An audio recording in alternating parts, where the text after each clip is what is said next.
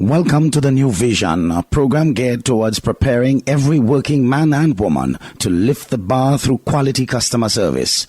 Service will define our focus, and the kind we deliver will determine our hereafter when the current annoying crisis is over. Take care of your customers, for if you don't, someone else will. We continue today to share this important dialogue between John Ray of About.com Guide and Diana Boha, the president of Boha Consultants, Inc., international communications training and consulting firm in the Dallas-Fort Worth Metroplex. If good customer service is so important to a business's success, why do so few businesses have it? Customer service is dependent on three things: customer-friendly policies set by the organization's executives, training offered to the self, and the attitude of the staff about their own organization as generated by the way their company treats them. Let me elaborate on what happens if any of these are out of whack. If executives don't actually know or see how their policies get executed on the front line, they're often shocked to discover the actual results of how the policies get carried out or enforced. If people aren't trained on specifics, not just smile and use people's names, they don't know how to build customer loyalty even when they want to. For example, you may tell a frontline staffer to acknowledge customers when they walk in the door, but they have to know how to acknowledge them. It is appropriate to say next to the next person, thereby making them feel like a number rather than person that's being processed. And finally, let me elaborate on how customer service becomes the result of poor employee treatment. In a nutshell, employees can be spiteful. If they get pushed around and treated unfairly, they get even by doing things to drive your customers away. Act sullen, air their dirty linen, forget to call back and follow up.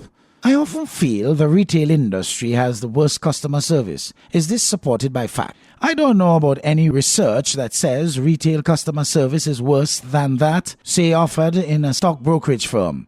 But the reason a retail environment pops into mind as often when mentioning poor customer service is that their customer base is so broad and their service is so easy to spot. For example, you don't realize that the stock brokerage firm didn't send you the correct paperwork on your new account until 2 weeks later, and they may or may not admit fault. Behind the scenes, foul-ups are difficult to trace to discover who did or didn't do what was needed. But with retail, all the foul-ups are readily and immediately apparent when you walk in the door.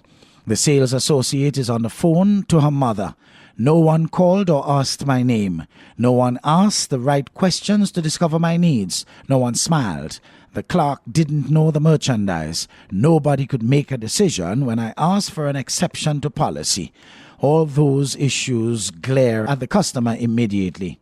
What are some examples which you have encountered of really good customer service, of really bad customer service? What could the bad ones have done differently? We recently had a great example of above and beyond the call of duty service. One of our trainers was staying in a hotel in Denver. When she went to her rental car the first morning of her workshop, she discovered a dead battery. The hotel desk clerk heard her make a desperate call to the rental car agency and heard them tell her it would be 2 hours before they could come out. They offered no other option to her to get to the seminar. The hotel desk clerk overheard the conversation and volunteered to lend our trainer her personal car for the day, saying it would simply be parked in the lot all day and she had no use for it. My bad example, the same situation. The rental car agency, in effect, they've said, "You've got a problem. Here's our policy. Like it or rent elsewhere next time." Instead, they should have had in place a system for faster response time. In lieu of that, they should have had approval and foresight to offer other options, such as suggesting the guest take a taxi to work and offering to reimburse the fare. If I, as a manager, have just taken over an operation with the reputation for less than ideal customer service, what can I do about it? What should I do first? Fix it and then brag? No, the other way around. The mistake most new managers make is to take over the job and announce to their public or their customers their intentions to improve customer service. But they don't yet have new systems and policies and training in place. So nothing really changes for the customer. customers' high hopes are dashed. Then they become even more hostile and disappointed in the service. So the first step is to fix the problem, train the staff to deliver better service, and then announce the change to your customers as you set about proving it to them. If I have had a responsibility for that operation for some time, and this interview shows me I need to improve, is the plan any different than in your previous answer? Same. Just put your money, time, and commitment where your mouth is. That's often the difficulty. Everybody believes in good customer service in theory. The real difference develops when people actually commit to carry out their intentions. Here is your opportunity to really make a difference in the customer service your company provides. Make sure your people actually commit to carrying out their intentions.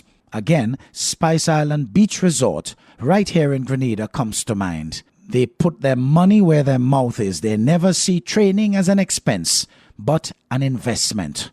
You've just been part of the New Vision, a quality customer service focused program established to help lift the standard and quality of service we provide to our customers.